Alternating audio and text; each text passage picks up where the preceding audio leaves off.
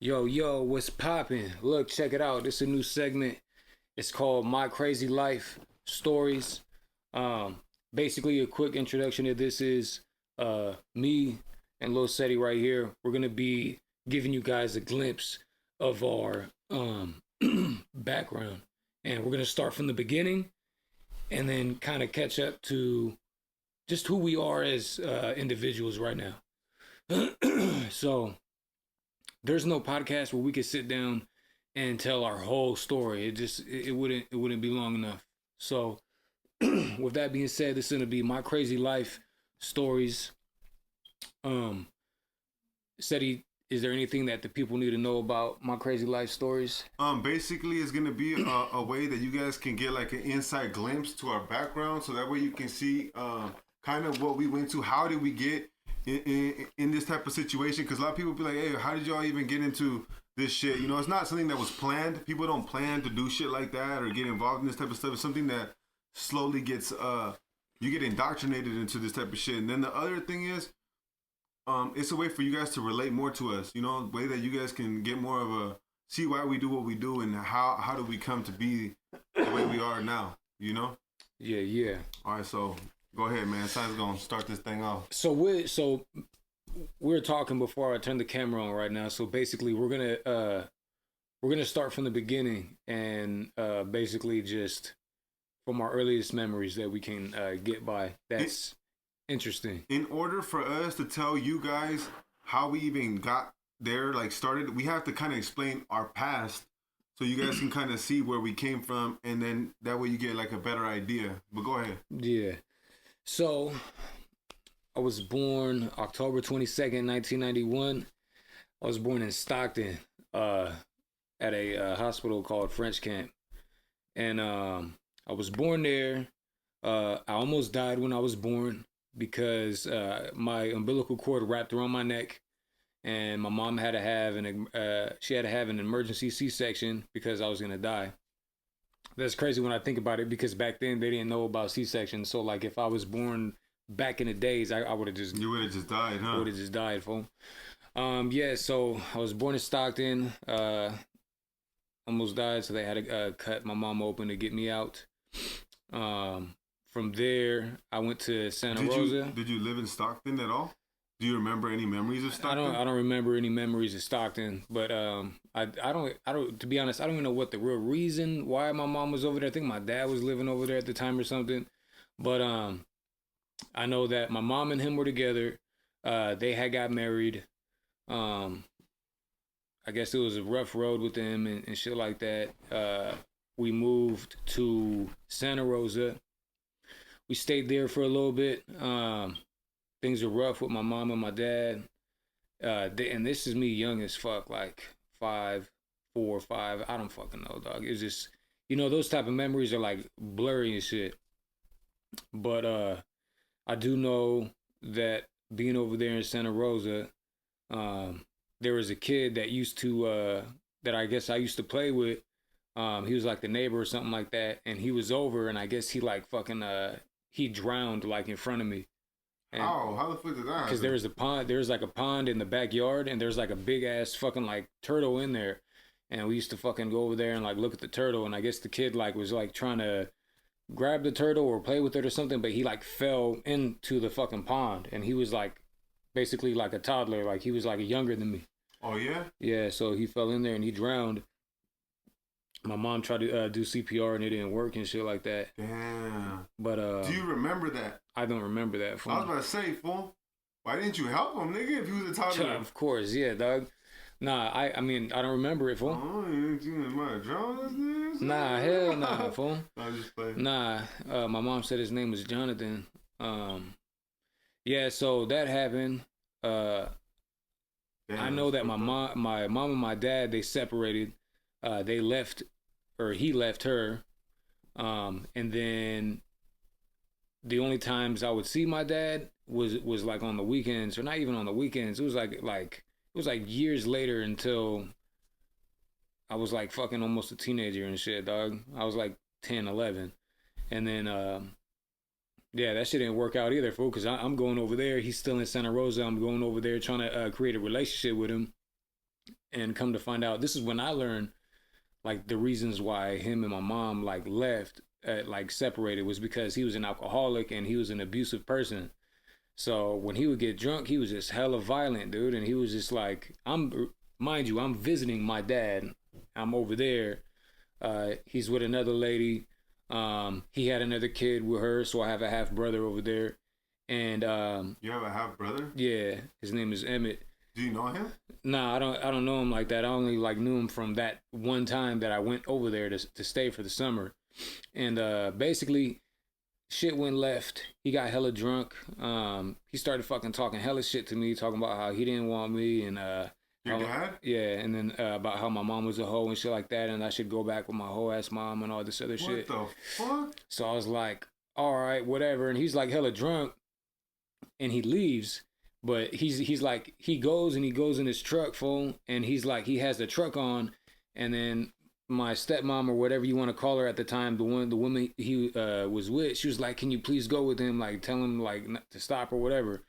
So I fucking go over there, dog. I jump in the fucking truck with him, and this motherfucker starts driving hella fast, dog, like in this big ass truck driving through fucking Santa Rosa. By downtown, he's driving like fucking like 60, like in these fucking streets, dog. He's like running stop signs and shit. I'm like in my seat, like I'm gonna fucking die. What the fuck? Why did I get in this fucking car, dog? I was young as fuck. I was like, I had to be at least like 11, fool. So he's over here fucking smashing, dog, and I'm like, man, where the fuck are we going, dude? And he fucking goes to this fucking like random house. I don't even know where the fuck I'm at, dog. And anyways, I guess we crashed there for the night, and then this fool he fucking ends up leaving like in the middle of the night, and I had to fucking like I had to realize that he was leaving to like hurry up and fucking leave with him, or else he was gonna leave me at this fucking stranger's house. Damn. So I was like, fuck. So I go over there and I get in the car with him, and he's just like not even talking to me, dog.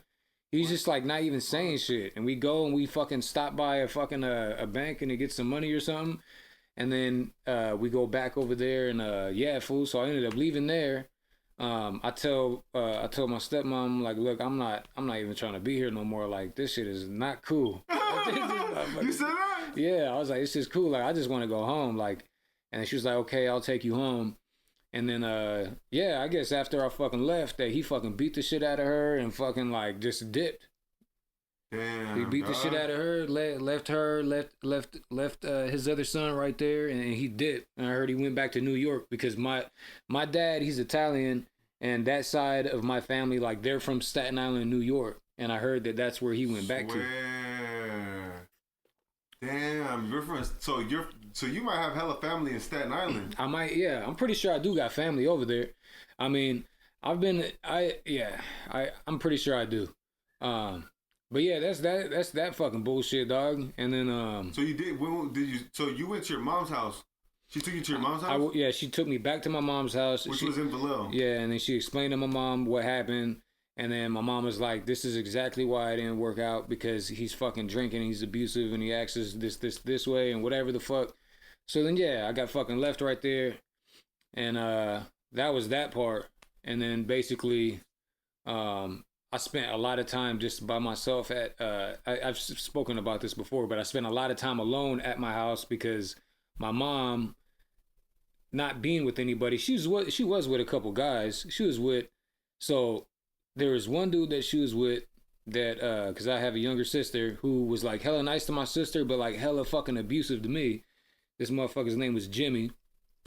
And, he would just like fucking snap out of nowhere and like fucking like just slap me and shit, dog. What the I remember I didn't know how to write my name in school, and whenever he told me, look, write your name. Look, this is your name right here. I want you to write your name on this piece of paper. I want you to write it 100 times, and if you get it wrong, I'm gonna fucking slap you.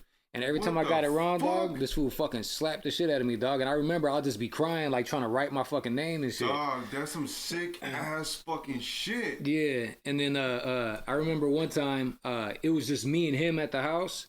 And I don't know why he did this to me, fool, but he fucking like put me under the couch, dog. He fucking sat on me, dog. And like, cause I guess I was like crying. I don't know what the fuck is wrong with me. I was a kid, fool. Like, I don't know. Fool, that's some sick ass shit. He fucking put me under the couch and then he sat on me, fool. And I was under there for hours, dog, until my mom got home. And then when my mom got home, he took me out and he fucking, you better not fucking say shit or I'm gonna beat the fuck out of you. Do not tell your mom that I put you under the couch. Damn. And then I was like, man, dude, what the hell? This motherfucker's crazy. So he ends up being violent with my mom too.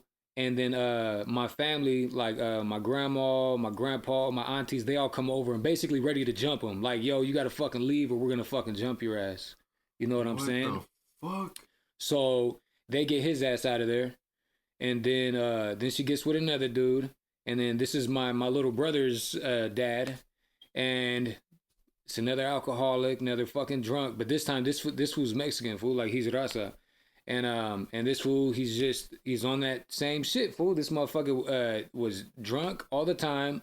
Fucking had kids with my mom, had my 3 little brothers. But then he was also, like, abusive and shit, dog. Like, he'll be spitting in my mom's face, fucking slapping her, leaving for 3 days, coming back, being hella disrespectful. And this is when I was getting a little bit, like, older. This is actually close to the time when I left to go fucking stay with my dad. But, yeah, basically this fool, I remember that they actually stood up for my mom because he had my mom against the wall in the hallway and he was, like, fucking basically choking her and, like, spitting in her face and shit. God.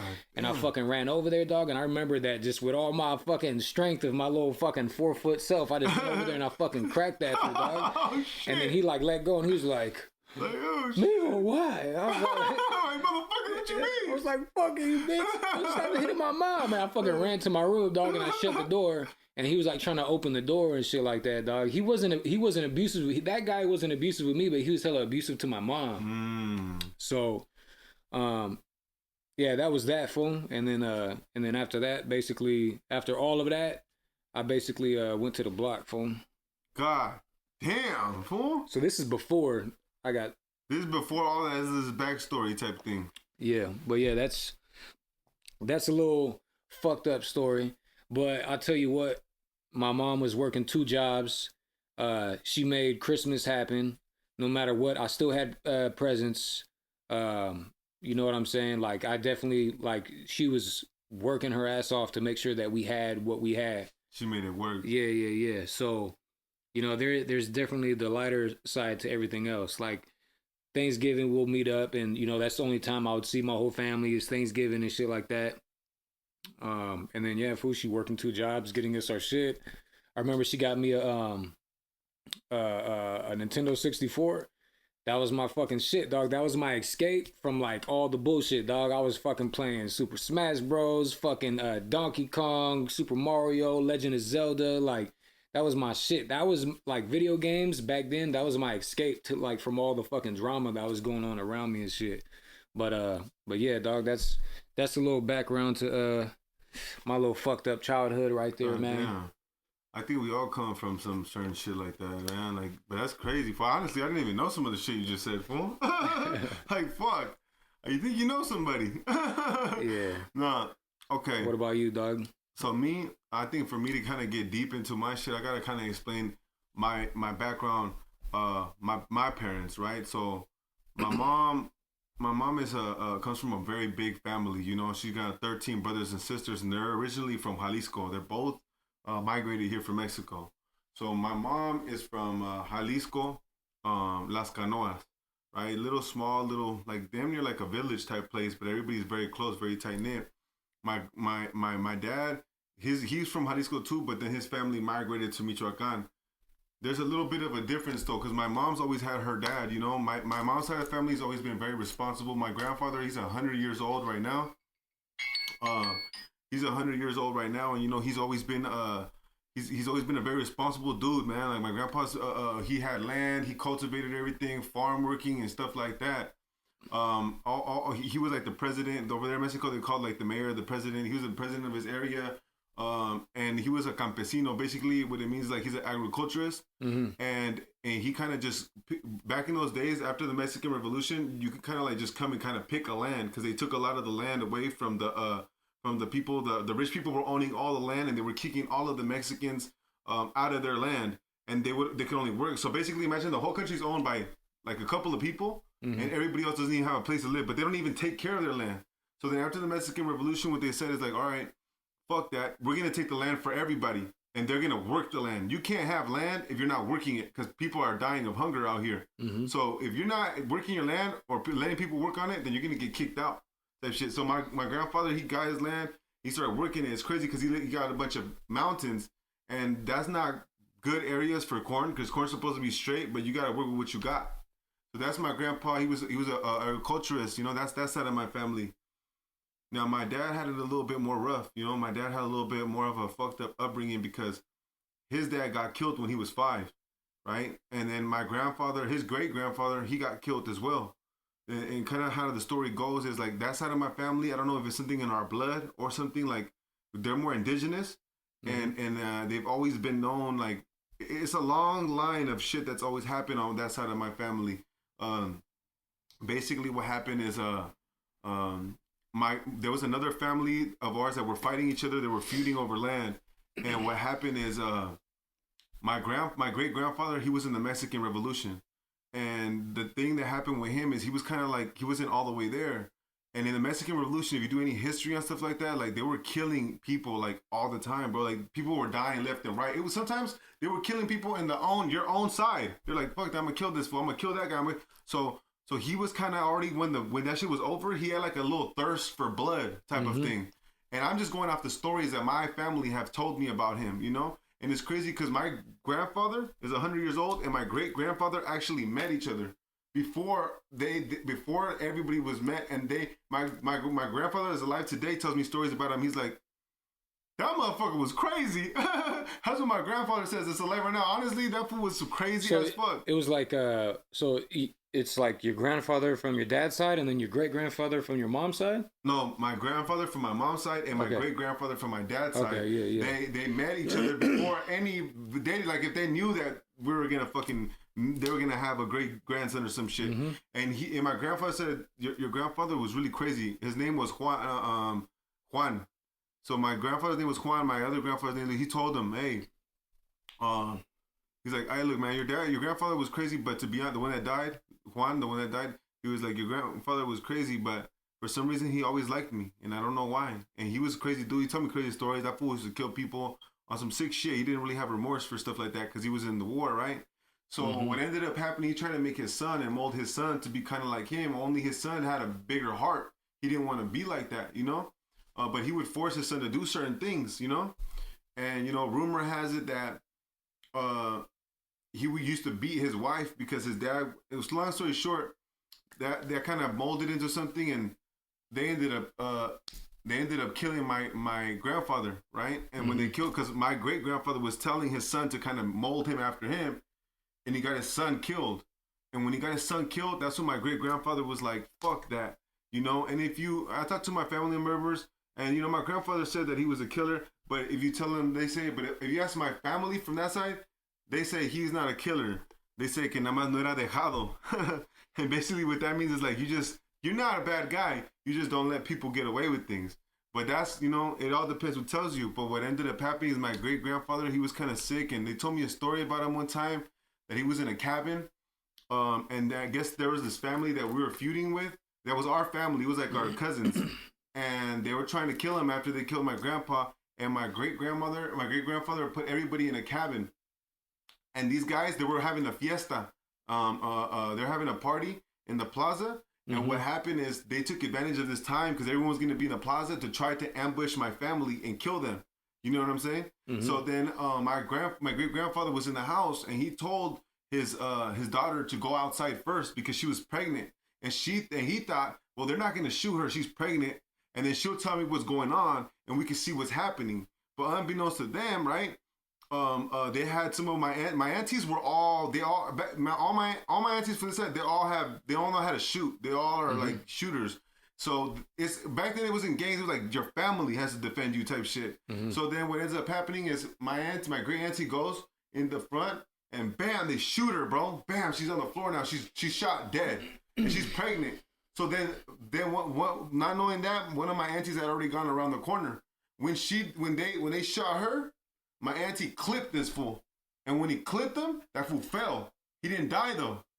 And then I guess my great auntie that just died, and she was pregnant, her husband was there. He was in the cabin, and then my great grandfather goes up to the guy and looks at him. He's dying, and he goes and he looks at at her husband, the one his daughter's husband that just died, and says, gives him the gun, and he's like, fucking like, kill this fool. You feel me? And that fool, he's not a killer. He's like, I'm not a killer. You know, he's a farmer. He's like, I'm a farmer.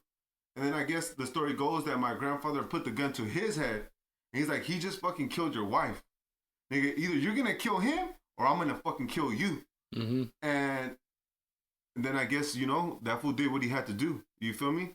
And that's how, like, that side of my family's always been like that. That's why my dad, bro, he never really had a dad, bro. And, you know. And this is like back in the... This is back in the days, bro. Like when the revolution was going on? No, this is after that already. My great-grandfather's already old at this time. Eventually, they end up catching up to my great-grandfather, and they kill him, too. And then a lot of people died. It was like back and forth type shit. But my side of this family has always had, like, hot blood. You feel me? Like, what they say in, like, como sangre caliente, like, these, like, they're always getting into shit. And then, like, fast forward now to where each part of my family's at, it kind of like you can see it because my mom's side of the family, they were all hardworking, like in Mexico, you know, like they didn't get into a lot of problems, to be honest. They stayed to themselves. They were always trying to like do a little bit, you know, get ahead and stuff like that. And I feel like maybe I love both the sides of my family, you know, but I'm just keeping it 100. My other side of my family, they've all gone to prison, you know. Most of them have been in prison. Shit, I've been in prison. You know what I'm saying? Mm-hmm. So I'm kind of like in the mix of them. Like, for example, my family now, majority of them, they lived in Santa Rosa, you know, and they were old school cholos, you know, like they were lowriders and shit. They were Northerners. A lot of my uncles are Northerners from Santa Rosa. So they would be like, I remember I used to kick it with them. They used to be bumping the lowriders and shit. But back in those days, it wasn't like it is nowadays. Like, they were really like Chicanos, like Mexican, like, you know what I'm saying? Tattoo artists. One of my uncles, a tattoo artist from Windsor and shit. Like, these fools were really old school with it like that. You know, and they did a bunch of stuff. Like, Santa Rosa was really where they were from. Like, they really did a lot of shit there. You know what I mean? And they were one of the first, like, back in the days, they used to go to LA. They used to go to LA a lot. It wasn't like friction like that, bro. Like, my uncle used to go to LA. I talked to my uncle sometimes. I was like he has 4 dots on his hand. I'm like, Theo, like why were you were you a Northerner? And like, he's like, mijo, back in those days, it wasn't like it is nowadays, you know? We were just like, it wasn't like, oh, you're a Northerner. I was like, no, I'm from right here. You were just, this is where you were from. You know what I'm saying? It wasn't like systematic shit that made a difference. And there wasn't no Sureños up here. It was just all like Chicanos, you know what I mean? Like Mexican dudes. And he's like, it wasn't how it, because all his sons kind of, they all were homies. You know, all my older cousins and stuff, they went to prison too. So then that's when I'm just like, damn, you know, it's crazy how that shit kind of rebels. And my mom's side of the family, you feel me? Like, they're all hardworking Mexicans, you know, they came from Mexico and they all did pretty good for themselves. So that's like a little difference you can tell. So what ended up happening is we ended up getting kicked out of a city because one of my uncles, they were like, you know, they're hustlers, bro. My mom's side of the family are always hustlers. They always find a way to make money, and they're always trying to find the best way to come up. And I don't know, they're lucky, fool. They're hella lucky. You know, one side of my family, we looks like we have a lot of bad luck because we get into our things. My other side of my family, but they're hustlers. They're hella lucky. They always come up on different things. And what ended up happening is one of my uncles got caught, like, hustling. He was selling some coke, bro, and he got caught. And they ended up finding out. My mom didn't know what was going on. You know, she's very old school. She's not like really paying attention to that. And then we ended up getting kicked out of the whole city. Like, they just told us, you got to get the fuck out of here. You know, it was a very nice place. And then once that happened, I was always sheltered. I could never go outside. I didn't know what was going on. I would just go to Mexico a lot and come back. And I was like in a bigger like apartment complex. That's my whole world. But when we finally came to Vallejo, to me, that was like, what the fuck? This is a whole city? I was walking everywhere. I was like, this shit was like a culture shock to me, fool. And I was just like, damn, fool. It was like some crazy shit. And that's kind of like what led me to the point where I moved to the block, you know? And that's kind of where my story, like, that's our background. And then now moving forward, You know, we can take this, we can continue this on the next one. Hell yeah, man, that's crazy. Yeah. Man, dog. We're gonna get to know each other a little bit more, dog. Shit, I didn't know about none of that shit either, fool. So your uncles are Northerners, huh? They don't really do that type of shit I mean, anymore. They were, but back then it wasn't like, oh, you're a Northerner. Back then it was like, you're just fucking from. They weren't like, oh, I'm a Norteño. It wasn't like that. But yeah, they had 4 dots, red rags, shit like that. But it wasn't like it is now. Like, you're a gangbang. Like, that's just regular. Like, motherfuckers go to a party, everyone just, no one's gonna be like, are you a Norteño? Nah, everyone's just like, you know, they're just doing their thing. So when you first started like getting into like the streets and shit like that, did they ever reach out to you? They did. And the crazy part is, they wanted me to be a Southsider, because by the time I started growing up, they grew up around the time of Brown Pride, you know, Mexican shit, like being proud of Mexican. They're not like the dudes you see nowadays. So they started seeing the change to where like Northerners started kind of discriminating more on like Hispanics and paisanos, because you understand, my dad's from Mexico and he grew up with my uncle, and my uncle was a Northerner, so he lived with them. That's how he kind of did his shit. You know what I'm saying? Mm-hmm. So my dad grew up with my uncles, but my dad couldn't speak English. So they had love for paisas. Their mom was from over there. So when they started seeing the change, they actually stopped fucking with them. And then they didn't turn to Sureños or nothing, but they just stopped, slowly backed away from that shit. And then they started seeing the Sureño presence is more like, because they would go to LA a lot they'd be in lowrider competitions. They were really building lowriders from the top to the bottom. Mm-hmm. And they had like, they're the ones that created a lot of concepts like Twisted, Obsession, and shit like that. They went on newspapers and stuff for doing shit like that. Mm-hmm. So then once they started seeing the kind of change, they told their younger brothers to kind of not be in it, the ones that were really, and then that's why one of my youngest uncles was a Southsider, but he got killed when he was growing up. He got killed. And yeah. And that's what kind of stopped them. I'm not talking about Mauricio though. I know that. Yeah. You're talking about his brother. Yeah, that's what kind of stopped them from they cut ties from those fools, because they killed their younger brother. And then that's when my uncles were like, hey, yes, Sureño, Cholo. That's how my uncles used to talk to me. And then when I found out they were Northerners, cause I really didn't know. And then as I'm growing up, I'm like, what are these 4 dots? Like, what is this? And I started realizing, I'm like, what the fuck? Why? Like, what happened there? And then they kind of broke it down to me. Like, it's not like everybody was just under one thing. You know what I'm saying? It wasn't even like you really know what the fuck. It's like everyone just, you know, you're not gonna come. Hey, are you a Norteño? Nah. Yeah. Everybody was just like assuming like. That's what they were. That's crazy, fun. Well, shit, I think that wraps it up for our little segment right here. My crazy life stories. My crazy life stories, man. Episode 1. Hopefully y'all enjoyed it. Go ahead and let us know what you think in the comments. Shit, ask us some questions, man. We'll try to get to them. With that being said, you motherfuckers have a good one, and we'll see you guys on the next one. Yeah.